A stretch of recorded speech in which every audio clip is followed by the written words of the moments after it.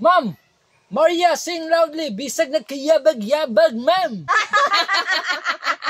Pakataling na dumawig sa Pajud. Clear, kabuhat na sa inyo. Oo, kagabi pa sa balay. Ano, may baka clear. Biyaha ko ni.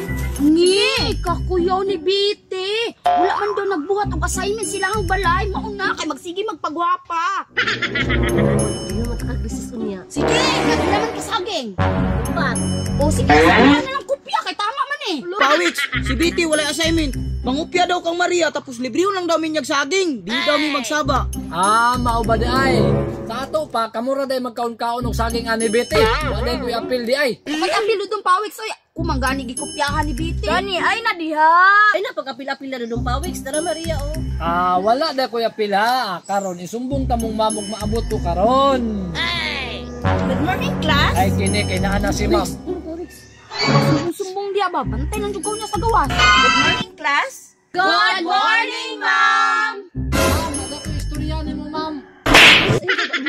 Bantay lang jugaw niya sa gawas itong pawiks. Librihan na lang nag-apil Biti. Pag may balaan na ron ni ma'am Biti, maapil-apil ko ron diya. Bantay lang dito sa kuha.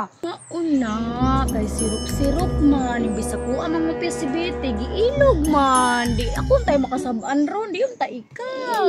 Nagyo lang yung dagoy ni Kli.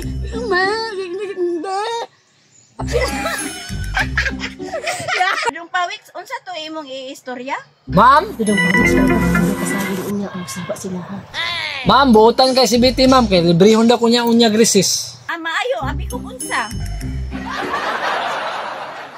Class, get your English assignment notebook. Yes, ma'am! Ang atong assignment, what is adverb? Mga bata, what is adverb? Ma'am! Ma'am, adverb describe a verb. It tells how, when, and where something is done. Very good, BT. Palakpakan na to si BT. Palakpakan pa daw. Sinuon ron gani na niya sa kuha. Another meaning of adverb. Naparigaan si Maria. O, alam mo nga, napantawon ko reserva. Adverb. Adverb is a word that modifies a verb, adjectives, or an adverb in any sentence. Very good, Maria.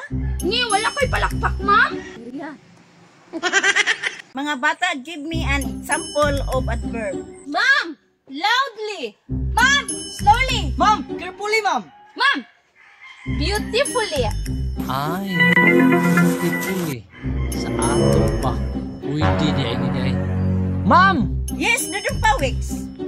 Handsomely, ma'am. Handsomely putya.